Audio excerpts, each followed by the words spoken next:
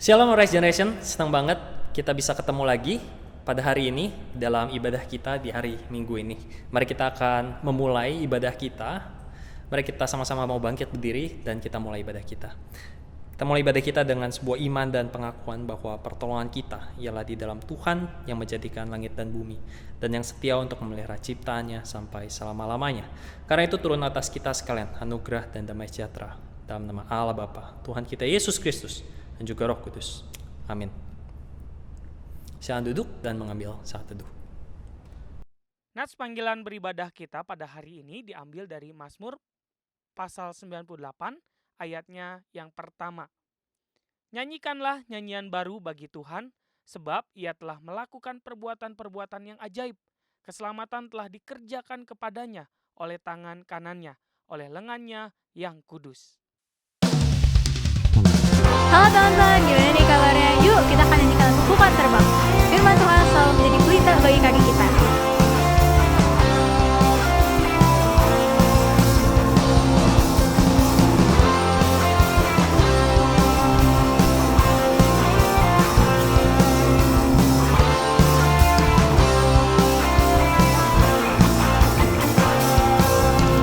Firman-Mu Tuhan, pelita bagi kakiku.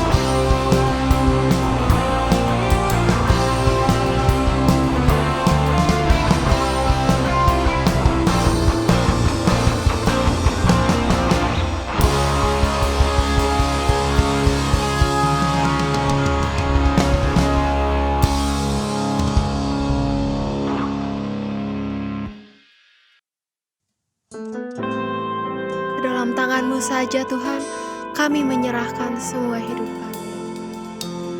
Teman-teman, mari kita nyatakan, with all I am.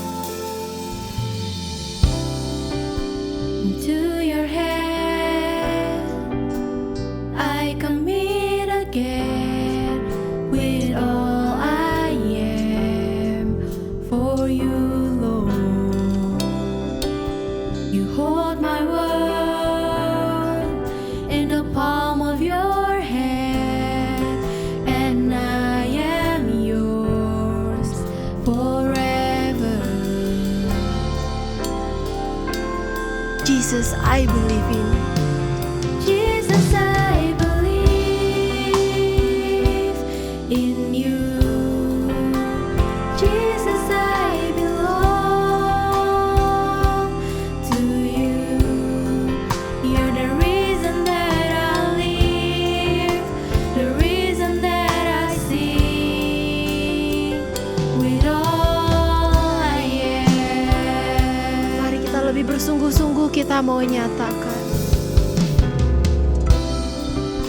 I'll walk with you wherever you go, through tears and joy. I'll trust in you, and I will live in all of your ways, your promises forever.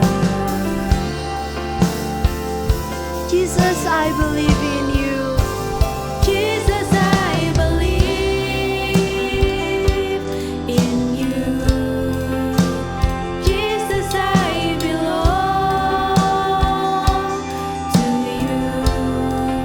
You're the reason that I live, the reason that I sing.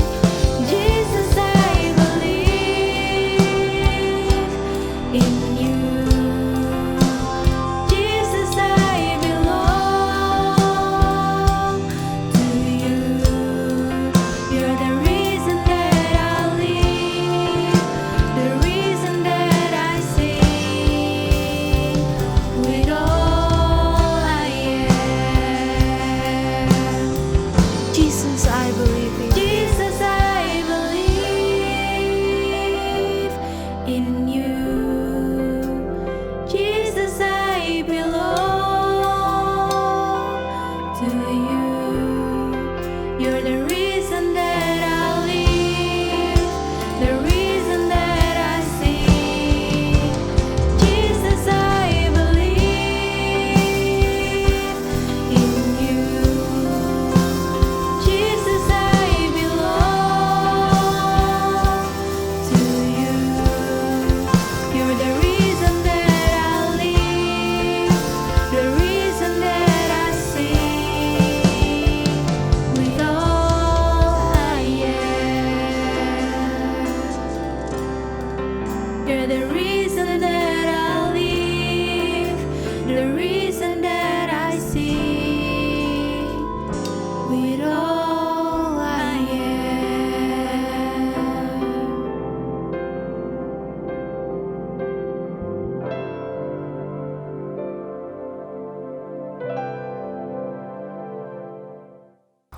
Oke, Regeneration, waktunya kita merenungkan firman Tuhan pada hari ini. Mari kita sama-sama tundukkan kepala kita mau berdoa. Bapa kami yang di surga, kiranya Engkau yang boleh menuntun akan pemberitaan Tuhan, pemberitaan firman Tuhan pada hari ini. Kiranya Engkau yang boleh berbicara kepada setiap kami dan boleh memberikan kekuatan di hari Sabat, di hari istirahat ini. Berbicaralah ya Tuhan, karena kami sudah siap mendengar. Dalam Kristus kami telah berdoa. Amin. Firman Tuhan hari ini terambil dari 1 Raja-Raja 19 ayat 9 sampai 18. Allah menyatakan diri di Gunung Horeb. Di sana masuklah ia ke dalam sebuah gua dan bermalam di situ. Maka firman Tuhan datang kepadanya demikian. Apakah kerjamu di sini, hai Elia? Jawabnya, aku bekerja segiat-giatnya bagi Tuhan, Allah semesta alam. Karena orang Israel meninggalkan perjanjianmu, meruntuhkan mesbah-mesbahmu, dan membunuh nabi-nabimu dengan pedang. Hanya aku seorang dirilah yang masih hidup dan mereka ingin mencabut nyawaku. Lalu firman-Nya, keluarlah dan berdiri di atas gunung itu di hadapan Tuhan. Maka Tuhan lalu, angin besar dan kuat yang membelah gunung-gunung dan memecahkan bukit-bukit batu mendahului Tuhan. Tapi tidak ada Tuhan dalam angin itu. Dan sesudah angin itu datanglah gempa, tapi tidak ada Tuhan dalam gempa itu. Dan sesudah gempa itu datanglah api, tapi tidak ada Tuhan dalam api itu. Dan sesudah api datanglah bunyi angin, sepoi-sepoi basah. Segera sesudah Elia mendengarnya, ia menyelubungi mukanya dengan jubahnya, lalu pergi keluar dan berdiri di pintu gua itu. Maka datanglah suara kepadanya yang berbunyi, apakah kerjamu di sini, hai Elia? Jawabnya, aku bekerja segiat-giatnya bagi Tuhan, Allah semesta alam. Karena orang Israel meninggalkan perjanjian, meruntuhkan mesbah-mesbahmu, dan membunuh nabi-nabimu dengan pedang. Hanya aku seorang diri yang masih hidup, dan mereka ingin mencabut nyawaku. Firman Tuhan kepadanya, pergilah, kembalilah ke jalanmu, melalui padang gurun ke Damsyik. Dan setelah engkau sampai, engkau harus mengurapi Hazael menjadi raja atas Aram. Juga Yehu, cucu Nimsi, harus kau urapi menjadi raja atas Israel. Dan Elisa bin Safat dari Abel Meholah harus kau urapi menjadi nabi menggantikan engkau. Maka siapa yang terluput dari pedang Hazael akan dibunuh oleh Yehu. Siapa yang terluput dari pedang Yehu akan dibunuh oleh Elisa. Tapi aku akan meninggalkan 7.000 orang di Israel, yakni semua orang yang tidak sujud menyembah Baal dan yang mulutnya tidak mencium dia. Demikianlah firman Tuhan. Nah, Rise Generation pagi ini, Koko pengen nanya ya, pernah nggak di antara kalian ada yang ngalamin momen di mana kalian tuh susah ngambil keputusan ya? Biasanya momen-momen susah ngambil keputusan ini adalah ketika ada keputusan yang penting mesti diambil ya. Pernah nggak ngalamin ya momen susah ngambil keputusan ya? Contoh mungkin momen-momen penting itu misalnya kayak waktu SMA ya, kalau yang udah SMA, momen mau ngambil jurusan, mau IPA apa IPS ya? Atau kalau yang udah SMA terakhir ya, mau nentuin kuliah, mau masuk kuliah apa ya? Atau in general ya, mungkin ngalamin ya pernah pengen suka sama orang ya, terus pengen nembak ya, tembak jangan ya gitu, terus kita ragu ya, susah mau nembak nggak ya gitu ya, mau nembak nggak ya, ntar kalau nembak gimana ya gitu ya. Pernah nggak ngalamin ya? Pernah ngalamin kan ya momen dimana kita susah ngambil keputusan. Nah kalau misalnya kita tanya lebih lanjut, kenapa kita susah ngambil keputusan? Apa yang menyebabkan kita susah ngambil keputusan? Why? Oke, kalau mau jujur, kadang-kadang jawabannya ya, kalau mau jujur dan vulnerable, mungkin jawabannya adalah karena kita takut gagal ya. Kenapa kita takut ngambil keputusan? Susah ngambil keputusan, mungkin karena kita takut gagal. Ketika kita ngambil keputusan tersebut, mungkin kita ngerasa aduh salah ngambil jurusan, atau misalnya kalau tembak orang yang kita suka, aduh ditolak ya, gagal. Kenapa gagal tuh nggak enak memang. Nah, di dalam situasi yang seperti ini, biasanya apa sih yang kita lakukan? Ketika kita ngadepin momen di mana kita susah ngambil keputusan, biasanya apa yang kita lakuin? Nah, kalau misalnya orang percaya ya, orang Kristen, anak Tuhan, nah, biasanya dia akan berdoa dan bertanya kehendak Tuhan ya. Tuhan maunya aku ngapain ya? Kalau ngambil jurusan, Tuhan mau aku ngambil jurusan apa? Tuhan mau aku kuliah kemana ya? Kalau pasangan mungkin dia jodohku apa bukan ya Tuhan gitu ya. Itu yang biasanya kita lakukan. Dan tapi ada satu asumsi yang menarik di belakang perilaku kita ini ya. Asumsinya adalah kalau misalnya kita berdoa dan kalau misalnya kita meminta kehendak Tuhan, moga-moga kita tuh kalau kita berjalan sesuai kehendak Tuhan, kita tuh sukses. Itu idenya ya. Kalau misalnya kita ngambil jurusan yang sesuai kehendak Tuhan, oh ya Tuhan pengen aku masuk IPA, moga-moga ya di dalam nama Tuhan Yesus nilai bagus ya. Dapat ranking dan kita enjoy ngejalanin studi kita selama 3 tahun ya. Demikian juga waktu kita kuliah. Dan kalau misalnya ini adalah jodoh yang Tuhan kehendaki untuk kita pacarin ya, moga-moga ya lancar hubungannya ya, diterima, lancar, hidup bahagia selama-lamanya. Nah, inilah asumsinya biasanya ketika kita tuh bertanya, berdoa minta kehendak Tuhan, yaitu asumsi bahwa kita pasti akan sukses kalau kita itu ikut kehendak Tuhan. Nah, firman Tuhan hari ini memberi kita satu insight yang berbeda soal arti sukses. Ya. Apa artinya sukses dan apa artinya ikut kehendak Tuhan, ya. Nah, konteks yang kita baca, konteks firman Tuhan yang kita baca pada hari ini adalah Elia yang melayani di zaman Raja Ahab. Elia yang melayani di zaman Raja Ahab. Nah, kalau misalnya kita familiar sama Alkitab kita, Ahab ini raja yang jahat ya. Ahab ini adalah raja yang jahat yang membawa orang-orang Israel menjadi penyembah berhala, dan di momen orang-orang ini menjadi para penyembah berhala, terjadilah banyak ketidakadilan ya. Orang-orang miskin ditindas, ketidakadilan yang besar terjadi ya, pembunuhan di mana-mana, orang mencuri, merampok, berzina. Ada banyak hal yang buruk yang terjadi di zaman Ahab. Nah, karena itu Elia sebagai nabi Tuhan, dia punya satu tugas ya. Ketika dia dipanggil oleh Tuhan, dia punya satu tugas yang dipercayakan Tuhan kepadanya, yaitu memperingatkan Ahab dan orang Israel untuk bertobat. Ya, ketika Elia seorang nabi Tuhan ada di dalam zaman yang jahat ini, tugas dia satu, itu memperingatkan Ahab dan orang Israel supaya bertobat.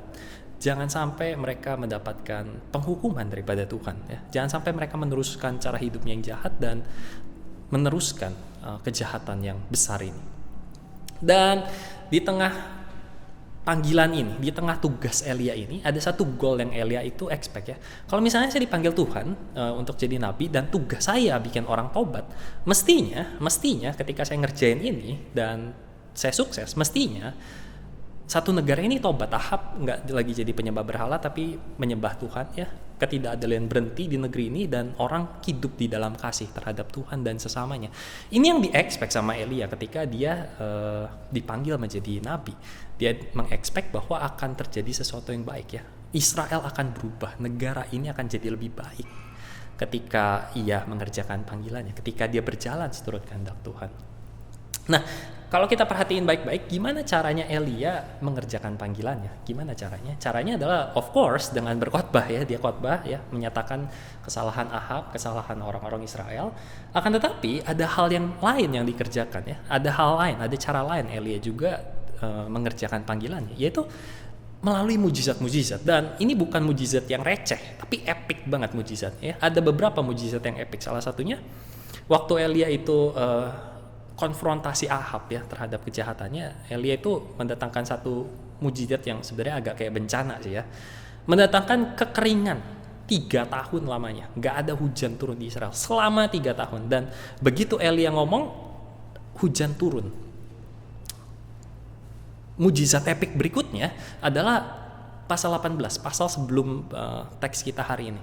Yaitu ketika Elia men-challenge nabi-nabi Baal ya. Men-challenge nabi-nabi Baal di dalam epic battle ya. Elia sendiri lawan 450 orang nabi Baal. Dan challenge ini sebenarnya challenge yang epic banget kalau kita ngerti message challenge-nya. Message challenge-nya adalah nantangin ya. Elia tuh sebenarnya nantangin nabi-nabi Baal buat nunjukin siapa Allah. Allah siapa sih yang Allah beneran, Allah mana yang lebih jago, Allah mana yang lebih sakti. Ayo kita adu, ayo kita kontes. Nah, ini kontesnya. Kontesnya adalah mereka sama-sama memberikan persembahan kepada Allahnya masing-masing ya. Elia memberikan persembahan kepada Allah dan nabi-nabi Baal 450 orang juga memberikan persembahan pada Baal. Tapi challenge-nya ada catch-nya. Catch-nya adalah nggak boleh persembahan itu biasanya dibakar kan ya. Nggak boleh para nabi itu ngebakar persembahannya sendiri. Harus Allahnya yang ngebakar persembahannya sendiri.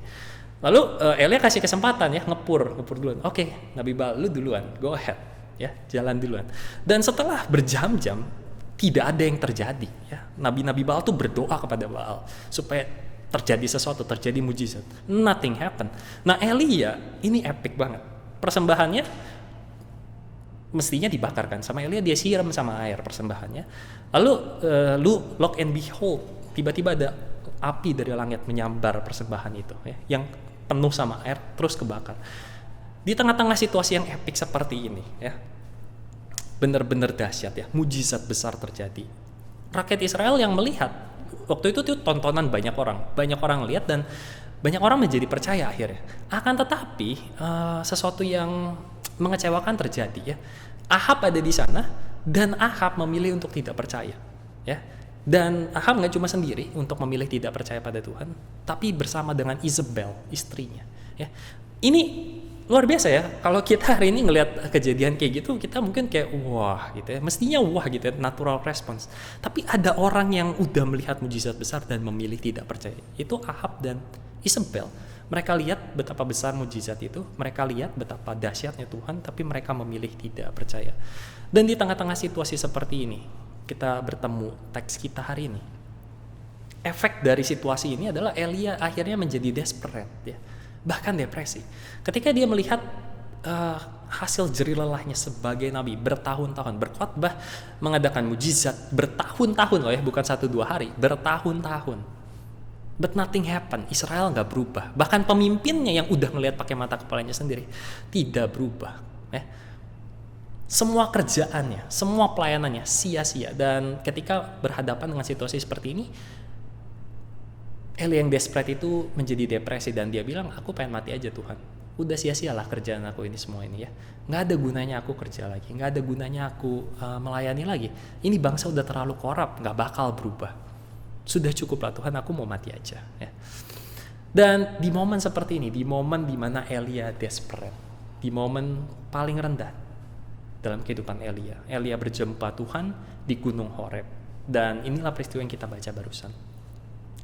Ketika Elia berjumpa Tuhan di tengah-tengah situasi yang desperate ini, pertanyaan pertama dari Tuhan ketika berjumpa dengan Elia adalah, apa yang sedang kamu lakukan di sini Elia ya? Apa kerjamu di sini Elia? Dan menarik kalau kita lihat ya, ketahuan banget kalau Elia tuh desperate ya. Begitu Tuhan nanya apa kerjamu di sini, dia langsung curcol sama Tuhan ya. Kita baca di sana, dia langsung curcol, Tuhan aku ini kerja segiat-giatnya buat Tuhan. Tapi ini orang nggak ada yang mau taubat ya, malah mereka membunuh nabi-nabimu. Tinggal aku sendiri yang masih setia sama Tuhan dan mereka mau membunuh aku. Curcol dia ya. Dan menerima curcolnya ini, Tuhan merespon dengan 2 jawaban. Ya, ada 2 jawaban yang Tuhan berikan kepada Elia di tengah situasi yang desperate ini. Dan ini yang akan kita pelajari sama-sama hari ini. Jawaban Tuhan berikan di dalam ayat 15 dan ayat 15 sampai 17 dan ayat 18. Nah, kita akan sama-sama lihat satu persatu jawaban Tuhan ya. Kita mulai dari ayat 18. Ayat 18 ya. Ketika Elia berkata sama Tuhan ya, di tengah keputusasaannya, Tuhan tinggal aku sendiri. Ya, semua orang di Israel udah gak ada yang setia, tinggal aku sendiri yang setia sama Tuhan. Lalu ada satu jawaban menarik yang Tuhan berikan di ayat 18. Kata Tuhan, masih ada 7 orang actually yang setia sama aku ya. Masih ada 7.000 orang yang setia. 7.000 tuh ya mungkin kecil dibandingkan populasi orang Israel zaman itu yang bisa sampai ratusan ribu, tapi tidak seperti klaim Elia yang 0, gak ada sama sekali ya. Nah ini menarik ya, bahwa merefleksikan satu keadaan ya, di dalam ketika kita desperate, ketika kita putus asa, ketika kita merasa capek dengan pekerjaan kita, panggilan kita ya, dengan kehidupan kita kadang-kadang suka merasa hidup ini gak berguna. Kita kadang-kadang suka merasa aku cuma sendirian di sini ya, gak ada yang peduli sama aku, isolated ya, cuma aku sendiri yang ngerjain ini, dan kita merasa apa yang kita kerjain tuh gak ada gunanya. Nah menarik sebenarnya poin jawaban dari Tuhan ya. Ketika Elia merasa sendiri, ketika ia merasa pekerjaannya, pelayanannya itu sia-sia, Tuhan menjawab dengan sebenarnya masih ada 7.000 orang yang tersisa di Israel dan setia kepadaku. Nah, poinnya apa? Apa yang Tuhan mau sampaikan di sini? Poinnya adalah sebenarnya pelayanan Elia itu sebenarnya ada dampaknya. Elia sebenarnya dipakai Tuhan memelihara 7.000 orang ini. Akan tetapi memang 7.000 orang itu enggak sebanyak yang diekspektasikan oleh Elia, tidak sesuai dengan definisi suksesnya Elia. Bagi Elia yang namanya sukses di dalam pelayanan ya, ketika dia melayani Tuhan, ketika dia ngerjain sesuai panggilan Tuhan, mestinya satu negara tobat dong. Kan Tuhan panggil saya jadi nabi ya. Dia punya definisinya sendiri. Tuhan kan panggil saya jadi nabi. Panggilan saya kan jadi nabi itu mempertobatkan bangsa. Mestinya satu bangsa tobat dong. Mestinya dong, ya enggak? Masa ini mana hasilnya gitu? Ya, nggak sesuai. Jadi Elia punya definisinya sendiri terhadap apa itu sukses. Elia punya definisinya sendiri terhadap apa itu berhasil, pelayanan yang berhasil. Akan tetapi definisinya ini ternyata beda dengan definisinya Tuhan. Dan ketika definisinya Elia ini ya, ketika definisinya Elia ini nggak tercapai, dia jadi kecewa ya. Ketika dia mestinya sesuai dengan ekspektasiku dong, mestinya yang namanya sukses gini dong Tuhan, tapi nggak tercapai, itulah yang membuat dia kecewa. Padahal pelayanan Elia sebenarnya dipakai Tuhan dan berdampak kepada 7.000 orang. Tapi ketika dia desperate, ketika nggak match sama ekspektasinya dia jadi kecewa. Ya. Dia ngerasa kayaknya semuanya sia-sia. Padahal enggak. Ya. Tuhan tetap memakai Elia. Tuhan tetap memakai Elia untuk melayani 7.000 orang dan menolong mereka untuk tetap setia. Seberapa sering kita berada di dalam situasi yang seperti Elia? Sebenarnya kita dipakai Tuhan, sebenarnya kita mengerjakan apa yang baik, tapi karena itu nggak match sama ekspektasi kita akhirnya merasa ini semua sia-sia, nggak ada gunanya dikerjain, dan kita ngerasa kayaknya salah jalan deh, ini kayaknya salah, ada something wrong di sini. Ya. Nah, di tengah-tengah situasi seperti inilah, ketika kalau kita mengalami hal yang sama seperti Elia alamin, kalau hari ini kita mengalami hal yang sama seperti Elia, merasa desperate dengan kehidupan kita, kayak ngapain saya di sini, kayaknya sia-sia. Mari kita seperti Elia ya, ambil waktu sejenak dan biarkan Tuhan menyapa kita. Ya, bisa jadi Tuhan memberikan satu jawaban yang berbeda, satu jawaban yang di luar ekspektasi kita ya. Jangan-jangan ada rencana yang berbeda bagi Tuhan buat kita, sama seperti Elia. Nah, kita akan explore jawaban kedua ya, which is makin clear nanti kita lihat di jawaban kedua Tuhan buat Elia. Jawaban kedua Tuhan buat Elia itu ada di ayat 15 sampai 17. In summary, sebenarnya ketika Tuhan menjawab Elia curcol ya. Tuhan ngejawabnya adalah dikasih tugas baru ya. Ketika dia curcol nggak ditanggepin ya, oh capek ya Elia, nggak gitu Tuhan ya, tapi ini tugas baru buat kamu ya. Dan tugas barunya adalah kamu harus mengurapi 3 orang ya. 3 orang ini terdiri ada 2 orang yang jadi raja, Hazael raja Aram, Yehu raja Israel yang baru menggantikan Ahab, dan 1 orang nabi yaitu Elisa yang akan menggantikan Elia. Nah, ini yang menarik bahwa 3 orang yang akan diurapi sama Elia ini adalah 3 orang yang akan membawa perubahan sesuai ekspektasinya Elia. Ya. Jadi kalau misalnya kita balik ke tadi ya, ketika Elia tahu dia adalah nabi, dia tahu tugasnya adalah membuat Israel bertobat, ekspektasi dia, definisi dia yang namanya sukses adalah Israel bertobat. Tapi seluruh Israel tobat ya, termasuk rajanya. Tapi ternyata Tuhan punya rencana lain ya. Tuhan punya rencana lain. Tuhan ingin Israel itu bertobat bukan dari pelayanan Elia, tapi dari pelayanan 3 orang ini, yaitu Hazael, Yehu, dan Elisa. Jadi Tuhan punya rencana lain dalam kehidupan bangsa Israel ya, bahwa keselamatan, perubahan terjadi bukan di zaman Elia, tapi di zaman orang yang akan Elia urapi. Nah, ini yang menarik yang kita lihat dari teks ini ya, bahwa Tuhan punya definisi yang berbeda ya dari apa yang Elia pikirkan ya. Perubahan itu terjadi di Israel bukan melalui Elia, tapi melalui 3 orang ini. Nah, hari ini kita mungkin suka punya definisi yang berbeda ya soal gagal dan berhasil. Dan bisa jadi definisi kita ini bisa bertentangan dengan definisinya Tuhan tentang apa itu gagal, apa itu berhasil. Bagi Elia yang namanya gagal dan berhasil, dia berhasil kalau misalnya dia bisa mempertobatkan satu Israel. Tapi bagi Tuhan yang namanya berhasil buat Elia, yang namanya berhasil adalah ketika Elia setia. Ya, ketika Elia setia mempersiapkan jalan untuk perubahan terjadi. Ya. Elia pikir yang namanya berhasil itu adalah ketika satu bangsa tobat, ketika dia mengadakan mujizat atau ketika dia berkhotbah. Tapi bagi Tuhan, keberhasilan Elia itu justru terletak ketika Elia itu setia mempersiapkan jalan perubahan itu terjadi. Ya, Tuhan punya rencana yang berbeda di sini, beda dari ekspektasinya Elia. Pelayanan Elia itu bukan gagal, ya, tapi Tuhan punya rencana dan definisi yang berbeda dari ekspektasi Elia. Ya, misi Tuhan buat Elia bukan menjadi orang yang membawa perubahan, tapi menjadi orang yang mempersiapkan perubahan terjadi. Nah, karena keberhasilan Elia itu sebenarnya diukur bukan dari banyaknya orang yang tobat di zaman Elia, tapi seberapa setianya Elia mengerjakan panggilannya. Karena itu ketika kita hari ini, ya mungkin kita ada di antara kita yang merasa desperate hari ini. kok apa yang saya kerjain gak sesuai ekspektasi saya, jangan-jangan saya salah masuk jurusan, jangan-jangan saya udah salah selama ini. Bisa jadi karena definisi kita tentang sukses itu beda dengan definisi Tuhan tentang sukses bagi kita. Sama seperti Elia, bagi dia yang namanya sukses mestinya satu bangsa tobat, tapi bagi Tuhan yang namanya sukses itu adalah ketika kamu setia ngerjain panggilan kamu. Dan karena itu poin bagi kita hari ini, ketika kita mungkin bergumul atau nanti satu waktu nanti bergumul akan hal yang sama, kita mesti waspada pada definisi kita, definisi dunia, dan definisi orang di sekitar kita. Bisa jadi sukses menurut kita itu beda dengan sukses di hadapan Tuhan. Bisa jadi kita seperti Elia ya, bukan orang yang membawa perubahan, tapi orang yang mempersiapkan perubahan terjadi. Nah karena itu ketika kita hari ini menghidupi kehidupan kita ya sebagai anak-anak remaja, jangan takut gagal, jangan takut mengambil resiko. Kenapa? Karena bisa jadi ya, bisa jadi ketika orang melihat kita gagal, ketika orang melihat kita kok biasa aja melempem, nggak ada hasilnya, tapi ternyata kita itu justru malah sukses di hadapan Tuhan. Kenapa? Karena kita mengerjakan apa yang jadi panggilan Tuhan dalam hidup kita. Nah, Koko mau tutup renungan kita pada hari ini dengan satu buah story ya. Interesting fact bahwa ternyata orang yang ngalamin kayak Elia masih ada di zaman kita sekarang gitu. Ini bukan cerita kayak Elia, ini bukan berhenti di dalam zaman Alkitab, tapi di zaman kita sekarang masih terjadi peristiwa serupa gitu ya.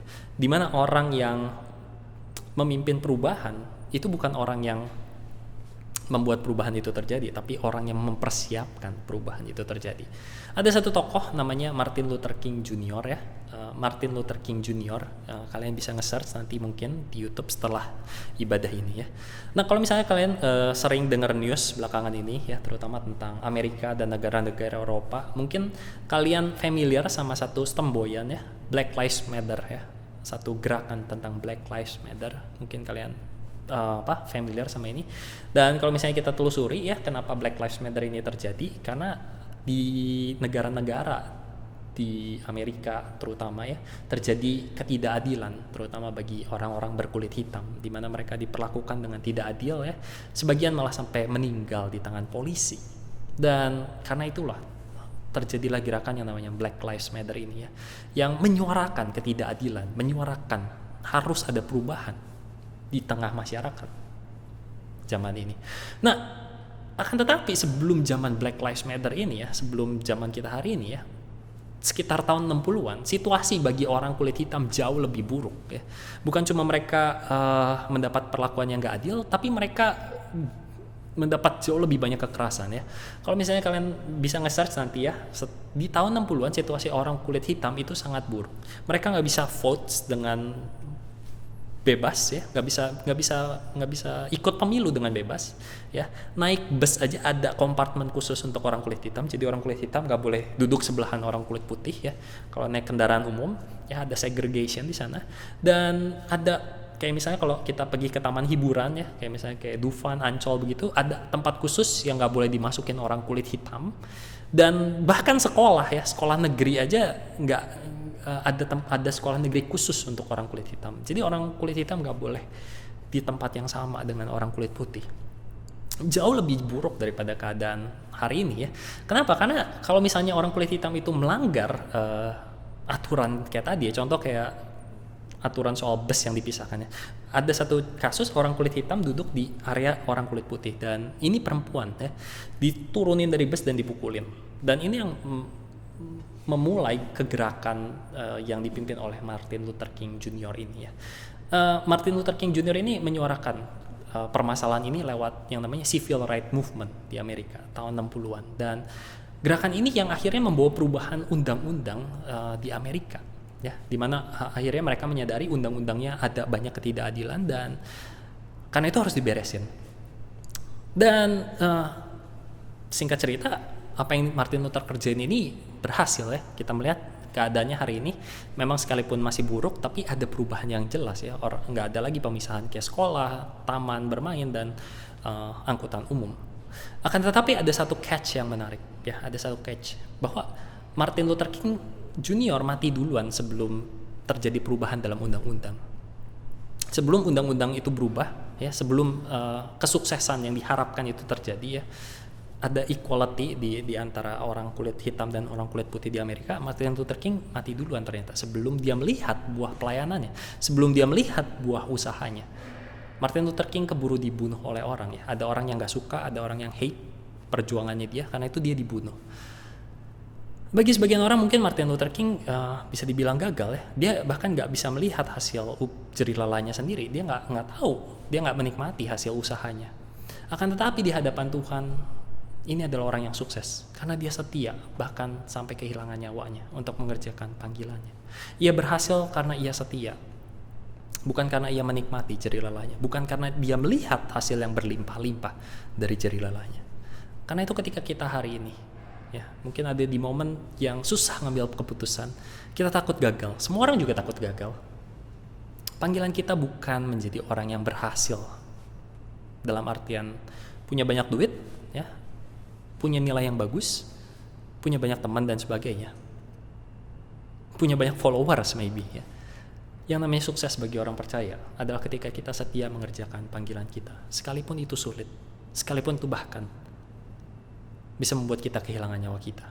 Dan itulah panggilan kita ketika kita mencoba setia. Kita nggak usah takut gagal, karena bisa jadi sukses menurut Tuhan bisa sangat berbeda dengan artinya sukses menurut kita, bahkan dunia. Mari kita berdoa. Bapa kami di surga, sebagai anak-anak remaja Kristen, hari ini kami mungkin punya banyak ketakutan. Ada banyak hal yang mungkin keputusan besar, berat yang harus kami ambil. Kemana besok kami harus sekolah, jurusan apa yang harus kami ambil, gede mau jadi apa. Ada banyak ketakutan karena ada banyak orang yang membisikkan pada kami, oh ambil jurusan A, ambil jurusan B, supaya kamu sukses jadi orang kaya, jadi orang terkenal, punya hidup yang baik. Tapi ajar kami hari ini ketika kami diperhadapkan dengan berbagai macam tawaran, ketakutan, kekhawatiran untuk tidak sukses. Ajar kami mengingat bahwa panggilan kami kadang-kadang bisa jadi berbeda dengan panggilan yang dibilang orang-orang. Sukses menurut orang-orang bisa jadi berbeda dengan sukses menurut Tuhan. Tolong kami untuk bisa berani untuk setia. Boleh menjadi pribadi-pribadi yang sukses benar-benar di hadapan Tuhan dan bukan sukses sekedar di mata dunia. Tolong kami Tuhan untuk bisa berani setia mengikut Tuhan sebagaimana Elia sudah setia. Biarlah di momen hari Minggu ini kami boleh sekali lagi disapa oleh Tuhan melalui angin sepoi-sepoi bahasa yang boleh meneduhkan hati kami. Terima kasih Bapa, dalam Kristus kami telah berdoa. Amin. Mari kita sama-sama bangkit berdiri. Kita mau mengikrarkan pengakuan iman kita. Pengakuan iman rasuli. Aku percaya kepada Allah, Bapa yang Maha Kuasa, Khalik langit dan bumi, dan kepada Yesus Kristus anaknya yang tunggal Tuhan kita, yang dikandung daripada Roh Kudus, lahir dari darah Maria, yang menderita sengsara di bawah pemerintahan Pontius Pilatus, disalibkan, mati dan dikuburkan, turun ke dalam kerajaan maut, pada hari yang ketiga, bangkit pula dari antara orang mati, naik ke surga, duduk sebelah kanan Allah, Bapa yang Maha Kuasa, dan dari sana ia akan datang untuk menghakimi orang yang hidup dan yang mati. Aku percaya kepada Roh Kudus, gereja yang kudus dan am, persekutuan orang kudus, pengampunan dosa, kebangkitan orang mati dan hidup yang kekal. Amin. Silakan duduk. Mari kita memberikan yang terbaik melalui persembahan kita minggu ini. Teman-teman bisa memberikan persembahan melalui QR Code yang tertera di layar teman-teman.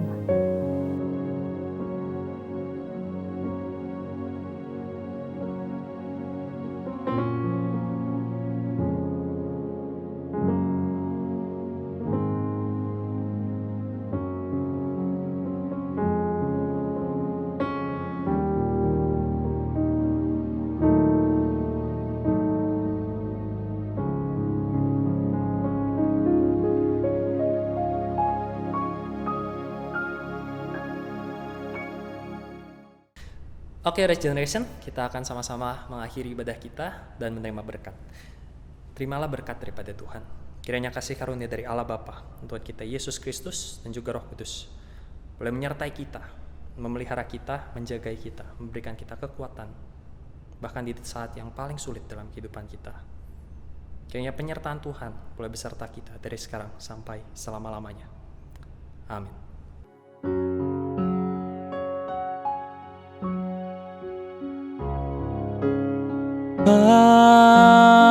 Amin.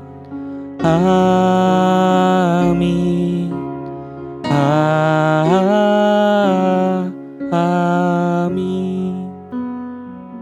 Silakan duduk teman-teman, ambil waktu teduh. Ibadah kita selesai. Tuhan Yesus memberkati kita semua. Halo RS Generation, Happy Sunday ya. Semoga teman-teman terberkati oleh ibadah hari ini ya. Teman-teman bersyukur juga nih kita udah melewati hari kenaikan Tuhan Yesus. Semoga di momen ini kita dapat berkat dan menguatkan juga buat kita. Teman-teman jangan lupa juga ya untuk memberikan persembahan yang terbaik buat Tuhan. Teman-teman juga ikutin terus ya saat teduh Arise Daily Devotion atau ADD. Dan yang terakhir, pantengin terus ya teman-teman media sosial kita, IG, Line, dan YouTube channel kita. Supaya teman-teman update terus. See you next week teman-teman. Arise Generation, Rise for Him.